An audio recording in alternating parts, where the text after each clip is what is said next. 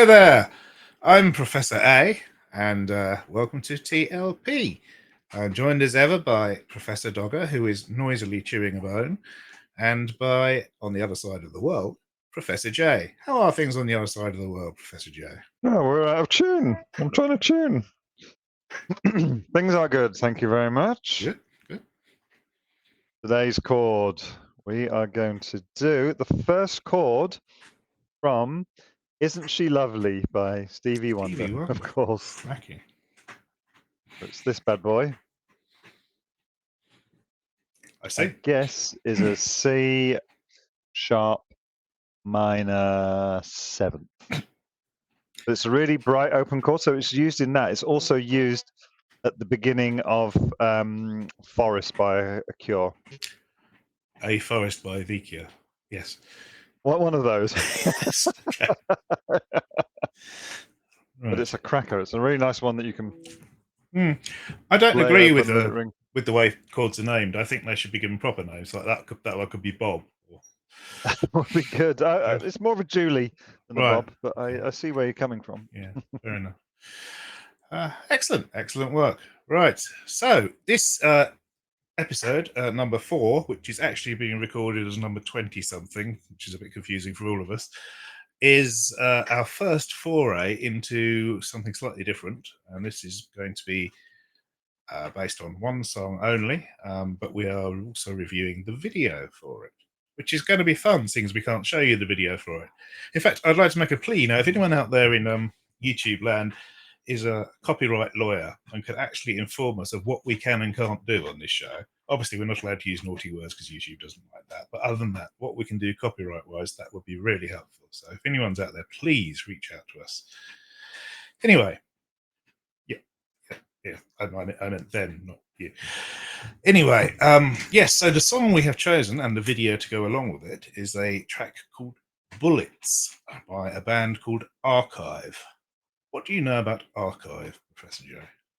Well, before you brought this little marvel to me, I had never heard of them.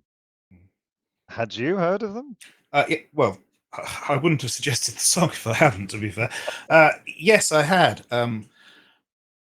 All I know about them, really, as a band, is that they're largely British, but no one in Britain's ever heard of them. And they're quite successful in Europe. Yeah. I knew this song, which I'd heard on the trailer for a game called Cyberpunk 2077. It was interesting that the trailer came out about 8 years before the game, I think. It was one of these ones that's in a long gestation. It was absolutely terrible when it came out, but the trailer was fantastic. And because of the music. Because of the music and because of the visuals in the trailer for it. And it turned a lot of people onto this band purely from that. Okay. Before that, I'd only heard one song of theirs, which is a track called Again, which is a nice little 16 minutes and something. It's very good. I don't even know what to describe them as. Sort of like trip hop meets progressive rock, I guess.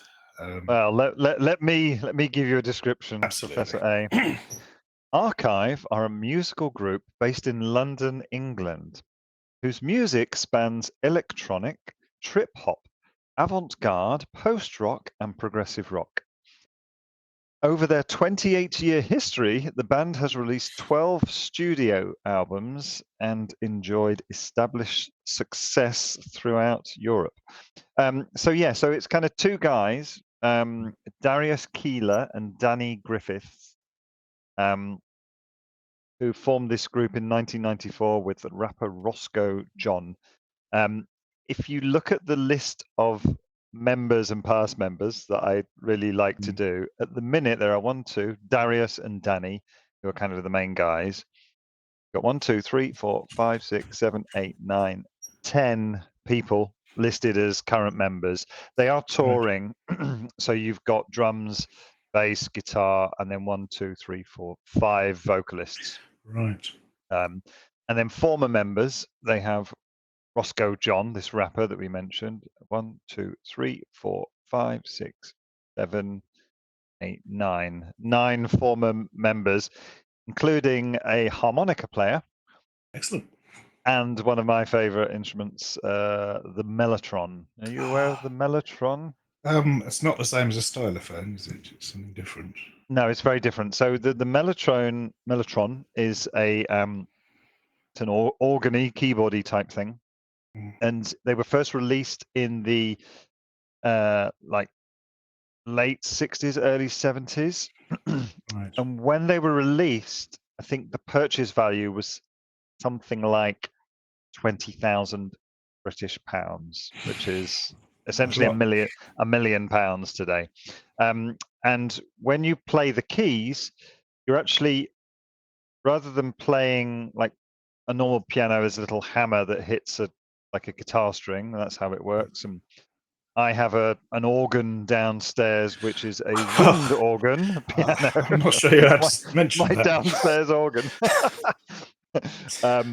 which is basically it's a bit like this. In fact, it's a hairdryer that blows things over a little thing like this, like a guitar tuner. So it sounds a bit like that. But this one had little tapes. Right. So every time you pressed a key, rather than it making a noise like this or hitting a thing, it played that little bit of tape, and you could replicate orchestras and brass instruments and string instruments and vocal choirs. It is amazing, and I do have Electro-Harmonix's Mel 9 Mellotron emulator pedal, which is just a joy, even if you never quite know what to do with it. I seem to think we have actually discussed this before in one of our previous incarnation was it Procol Harum or something who used it? Very likely. Yeah, and I think Brian Eno used to knock around. And yes, famously, yes, somebody had bought one of these extremely expensive organs, couldn't get a decent sound out of it, and given it to Richard Wakeman for free. Which is nice, £1 million piece of kit. Yeah, I mean, maybe I'm exaggerating. Maybe it was like 3,000 British pounds, which would now be 20,000. It's something horrific, anyway. So yeah, so they've had loads and loads of albums. They've been going on for ages. They are touring again after one of their main dudes, Darius and Danny. I think it was Darius had colon cancer in the last couple of years, but he is now cancer free, and they are touring again. So it's kind of like those two as the front guys, and they do this very sort of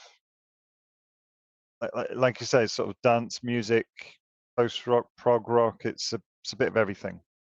Yeah. And I'd never heard of them before, but this song is a banger. I love it. Absolutely is. Yeah, I did see a quote. I think it was on there. They've got a web store. I couldn't find a website, but they've got a web store for merchandise.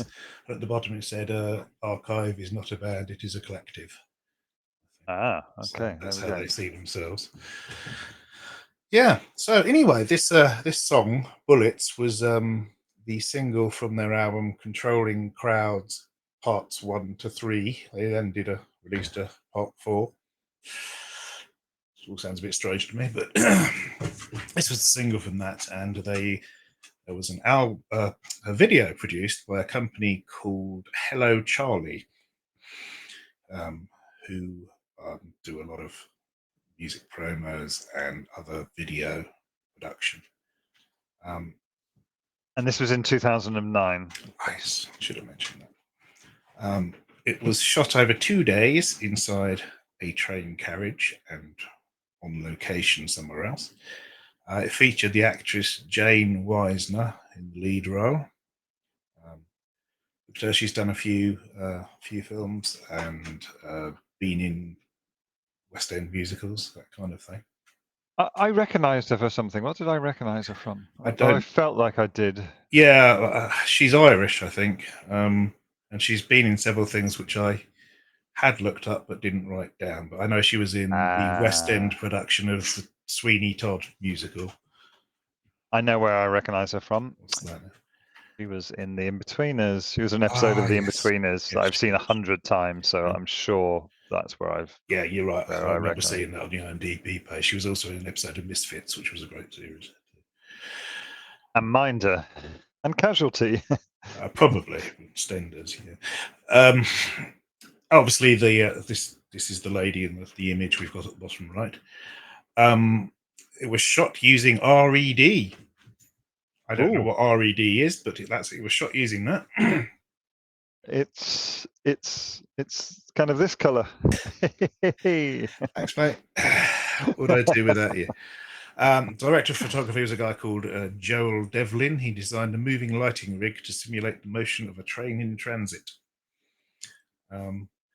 They worked closely with the band on the development of this video. The promo was part of a larger conceptual narrative structure based around the entire essence of the Controlling Crowds album, which extended to its artwork, viral campaigns, live tour, screen animation, and DVD design. So there you go, complete package. Right, so shall we recap the video? Well, let's just put a little pause there. Okay. Can you all of you, right now, tip chop, off you go and watch this this video, please. Pause us here. Yeah. So archive bullets. The link will be below. Go and watch this, and then come back. Oh, you're back. If they've gone to watch it, which of course they have, because we gave them 5 minutes to do it in, then we don't really need to recap the video, do we? Or yeah, we do, because we've got some things to say. Right. Go on then. Shall I set the scene? Oh, please. We should have started our video. When I originally conceived this video episode, Lark, I was intending to dress up as Professor Storyteller and do a pre-recorded recap, but I just couldn't be bothered from you. Ain't nobody got time for that. Maybe next season, who knows? Right. Anyway, set the scene. It is night time. A woman, the woman in the picture, is seated in an empty train carriage, drowsily leaning on and looking out of the window. She is wearing a red coat. Another woman, carrying a large kit bag or sports bag of some kind, slowly approaches and sits on the bench diagonally opposite her. This woman is wearing an identical red coat. Her hood is up, but her face is obscured by her long blonde hair. The first woman looks over at the second, who returns the look, 75% of her face still obscured by hood and hair. The first woman looks down at the bag, which has been deposited in the middle of the aisle between them. Raising her eyes, she sees that the second woman has disappeared. Turning her head back, she sees the second woman has somehow appeared on the seat directly opposite her. Spooky! The second woman slowly raises her head, and the hair drops away to show it's the same woman, or her doppelganger, Quelle surprise! Spooky stuff. While woman A, look, that's the first woman, in case that needed explaining. Well, while woman A looks serene, woman B's face looks very disturbed. Woman B is the second woman. I think this is fairly obvious. I think we'll just carry on with A and B from here. Yes. Okay. Woman B raises her right arm in a marionette-like fashion, like that. This is my right arm. I think I might be mirrored. So anyway, yeah, you know. And black fluid begins to drip from her index finger. Is it blood? Is it ink? Is it black It's fluid? black. It's black fluid, I think. Yes. Anyway, is it her index finger or is it her trigger finger? Who knows? Bullets, eh? Right. Woman A, who has been sitting with her hands in her lap, turns them palms upwards to see the same black fluid pooling in and dripping out from each of her palms. Ooh. Well, she doesn't really go, which I would, but, you know, whatever. Woman B begins to mouth some of the lyrics very intensely. This is the verse which begins, "Confine me, let me be the lesser of a beautiful man." We'll get to that later. Woman A, initially staring entranced at woman B, who is being a bit weird and singing some lyrics at her, is distracted by the bag in the aisle. Something is moving inside of the bag. Oh no. As woman B continues her recitation, woman A seems that the zips on the bag are beginning to undo themselves. Fingers reach out from the bag, stretching and twisting and gaining purchase to fully open the bag. Arms emerge, a head, and crawling out of the bag and onto the carriage floor is a bare-chested man who would have been far too large to fit in the bag. That's what she said. He stretches and contorts in strange fashions. A switches her gaze back to B, who momentarily ceases her recitation, then starts again, saying personal responsibility over and over again. The view switches back to A, who is now reciting along with B. It's very spooky. B goes a bit mad and leans forward and screams at A, pushes her arms out towards A, and starts violently shaking her head and hair around, which I'm not going to do because it'll give me a headache. Something like that, yeah. B then just disappears while A stares impassively forward at the space where the madly gesticulating woman used to be. The man, who, as you will remember, has emerged from the bag, as one does, now begins to walk slowly towards the end of the carriage, then turns to look back at woman A. He begins to shake and flex and distort. Oh, that's very good, Professor Joe. Writing appears across his chest. Unfortunately, the quality of the video on YouTube is not sufficient to be able to read what this writing is, or not for me anyway. Where was I? And in his arms as well. Doesn't it appear Yes, first in his arms? yeah. His contortions grow wilder, and then writing appears across his back as he's turned round. A stares at him throughout this, then stands and slowly walks towards him. As she reaches him, he calmly looks down at the floor. She closes her eyes, and we have a scene change. That was unexpected. We suddenly have a first-person view of someone walking through a decrepit house towards a door. The door is swinging open slightly, not enough to see what is beyond, and there is a white light emanating from it. We cut back to the former shot of A with black fluid in her hands a minute or two ago. Then we cut back to the door, and then we cut back to A reciting personal responsibility while she's seated. Back to the door. Black fluid is now seeping from beneath it. The door slams. We cut back to A, who suddenly, although she's looking forward the same as she was before, suddenly her hair is now blowing in the wind. Startled, she looks up and sees that the end of the carriage where the man was contorting is now open and leads to a woodland scene. She slowly walks along the now leaf-strewn aisle towards the woodland. We have a first-person view of her, presumably, walking through the woodland. She sees a shadow figure in the near distance between trees. She walks towards the figure. Cut to B going mad in the carriage earlier. Cut back to first-person view. You can now see that the shadow figure is facing away from her and is wearing a red coat with the hood raised. The figure turns slowly to reveal it is woman B. Shocker! We cut back to A looking at B, and then we cut back to B as the song ends. She slowly smiles, turns away, and runs off into the woodland. Fan. So you say, isn't it? Fan, yes. Fan. Yeah. Oh. Yeah, so I see them as, you said A and B. I see it as like good her and evil her. Quite possible. Because the other one, there's an episode of Seinfeld. Because it must be based on an episode of Seinfeld. I forget what the episode is called, but he dates a woman who sometimes looks really attractive and other times looks non-attractive.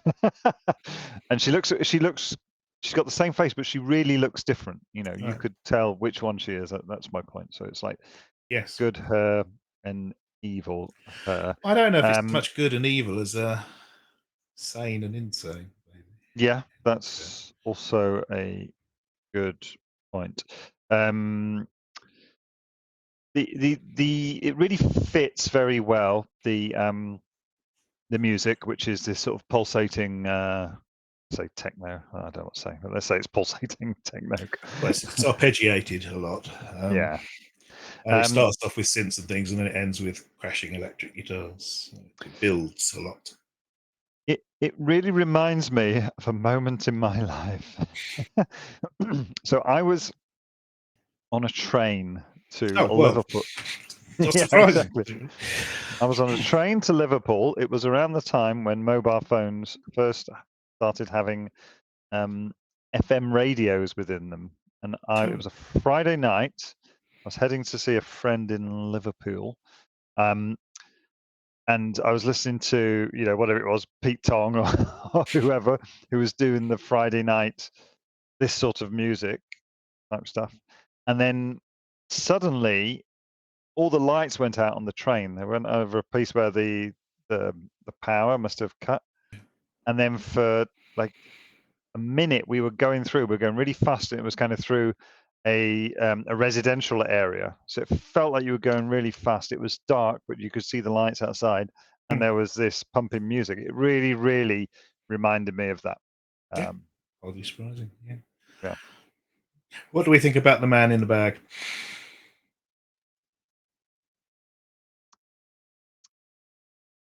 Physically? So no, I wasn't really suggesting that. No. What do we think he represents? yeah, this is the question. So because there's a number of things that I thought of. She's indicate. I mean, this blood or oil I like didn't think of oil. Yes. Yeah, well, it's black, right? Texan tea. It looks like a bit like oil, but clearly it's blood, right? And when this person comes out of the bag, it's like they're being birthed Yes. out of the bag. So there's a question in my mind about whether or not it is related to an abortion. And I did consider that. Yes. yeah, so this is this person was put away, and she's obviously struggling with the implication of that, and this is what Personal responsibility. child might have been. I mean, there's an interesting bit when he first comes up and he sort of stands at the end of the carriage as though he's about to attack. He really Yes. looks like he's about to attack, but that never happens. I mean, does a lot of this sort of, I've put twisting and demented, like the way that he Yes. uncoils his body, and it's obviously in a lot of pain, as you would be if you've been trapped in that little bag. It's something you see in a lot of horror movies, like The Exorcist. I think probably was famously the first one where people were contorted out of shape by Yeah, demonic possession or whatever. I don't think that's what they're suggesting here. And I have to say, I yeah. don't think that the meaning of the video is the same as the meaning of the song. No, Um, I agree with but that. it does go well with it. What do you think the meaning is of the man? Yeah, I mean, I did also think of the he was a potential life which was no longer there. Perhaps. Yeah, I have no idea if that is the case. Of course, if we could have read the writing, then maybe we'd have more idea. yeah. Um, I mean, so I would say there's three possibilities, right? In terms of this whole thing. I mean, let's try and summarize the whole thing in one sentence.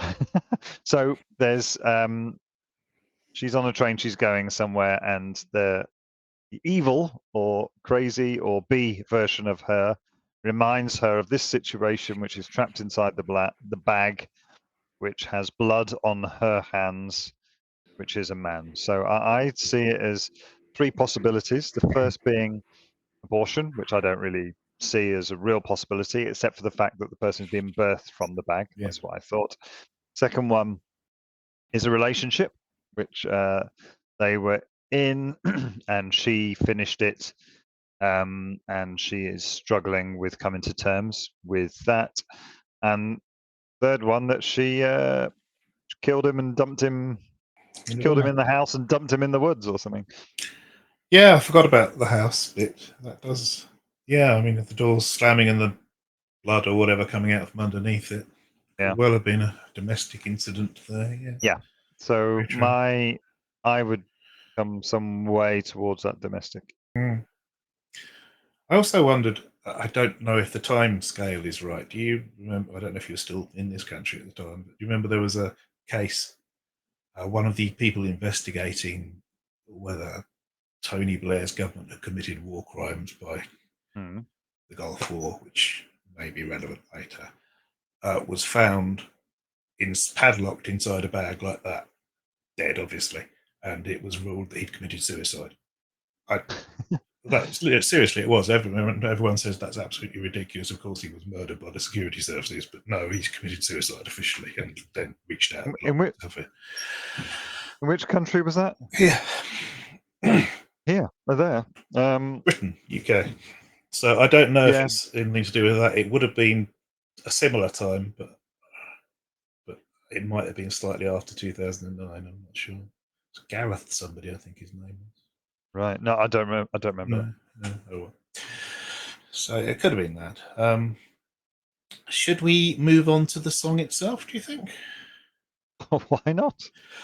Shall I give you a quote, which apparently was on their Facebook feed at some point? I don't look at Facebook, so I haven't checked this. Apparently, according to the Facebook feed, the song was inspired by Ambrose Bierce's definition of a corporation, which is his definition of a corporation, which is an ingenious device for obtaining individual profit without individual responsibility. Okay. They also said in this post that George Bush Jr. was still in office when the song was written, so obviously that's relevant. Ambrose Bierce, in case you don't know, was an American short story writer, journalist, poet, and Civil War veteran.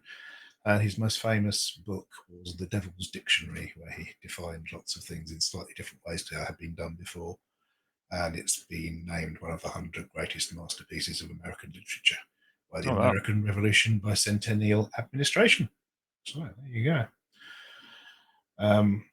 So we have, with the forewarning that they considered it to be about this definition of a corporation and George Bush Jr. being relevant, let's have a look at the lyrics. Okay, so I'll go for it. First lines. Come touch me like I'm an ordinary man. Have a look in my eyes. Underneath my skin there is a violence. It's got a gun in its hand. I'll stop there. I don't know that it's possible to go through this line by line without saying what I think the whole thing's about. So okay, go on then. I think it's about PTSD. I think it's about a soldier coming back from the Gulf War, which is where George Bush Jr. would be. Or was that George Bush Sr.? I can't remember. Gulf War, 1993. So that'd be George Bush Sr. Right? Then. Yeah, right. Apparently, it's not that relevant then. But there was a lot of belief. Some would call it conspiracy theories. Others would say it's simply a fact that the war was largely started to acquire oil interests in the Middle East, and largely at the behest of corporations such as the Halliburton Corporation, who made a killing, literally, out of sending America's young off to war, and of course soldiers from other places such as the UK too.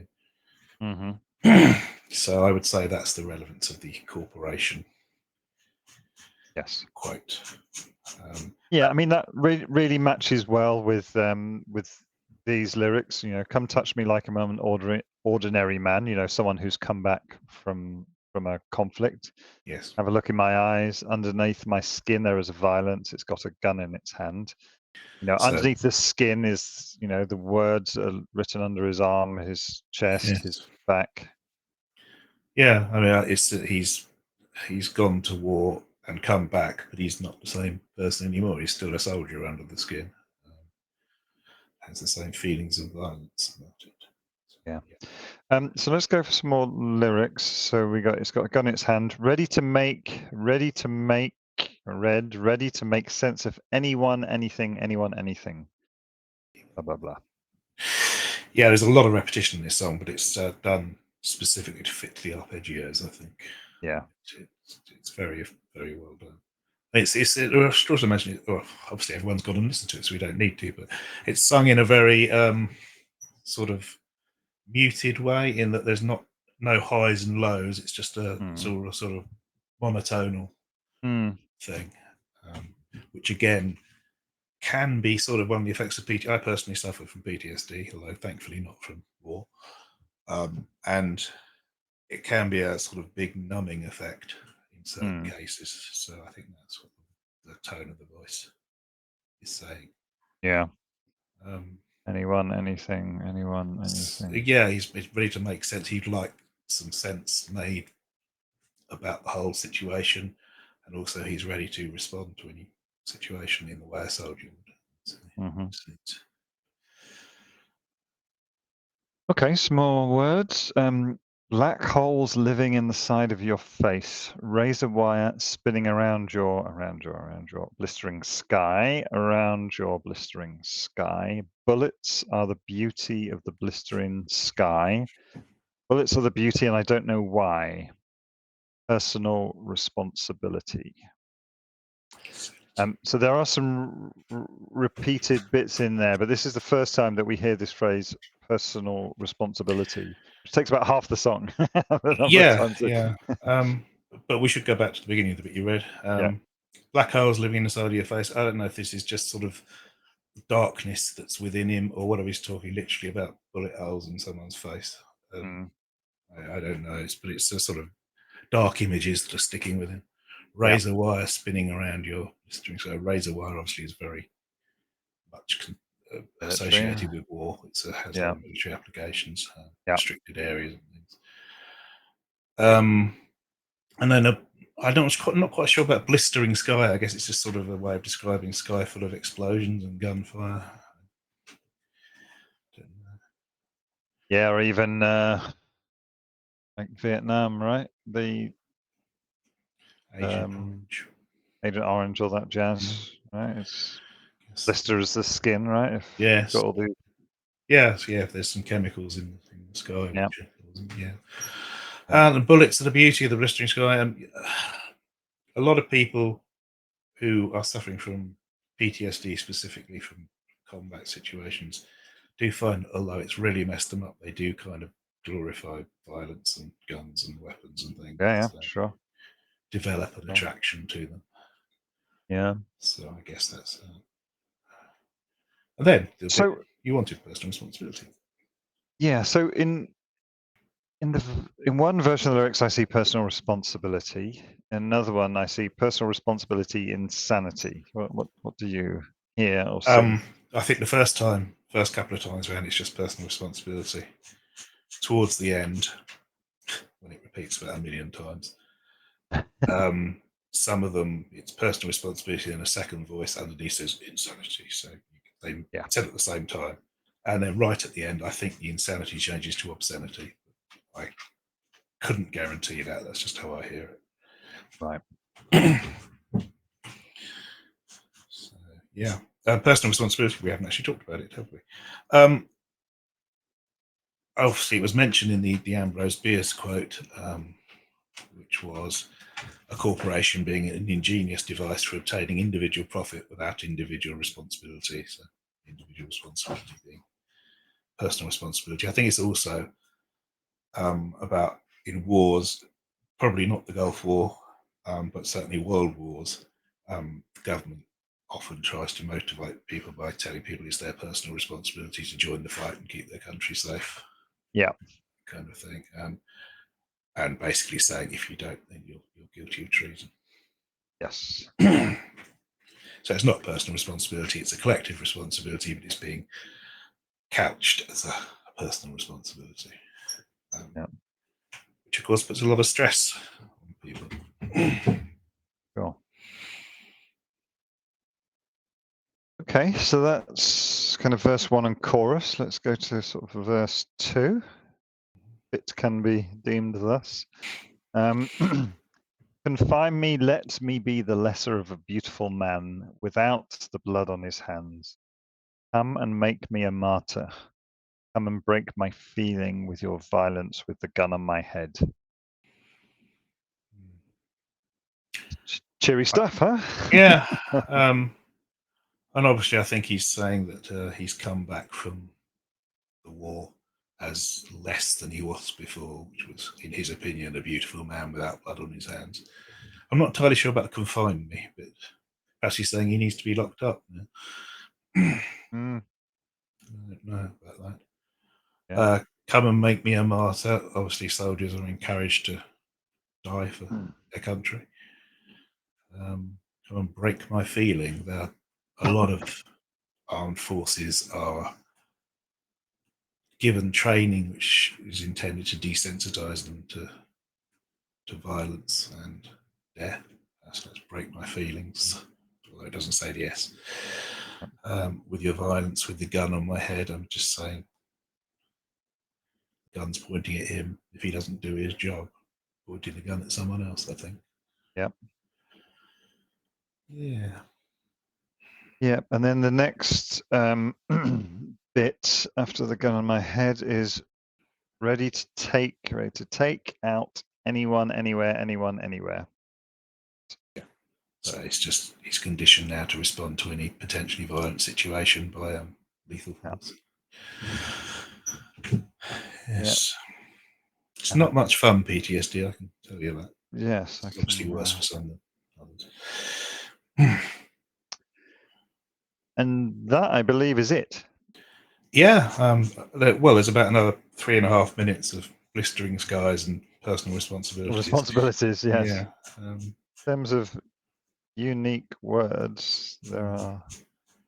And I don't think the video does, but the song on the album actually ends with a slowed down bit at the end, where he just goes Yes.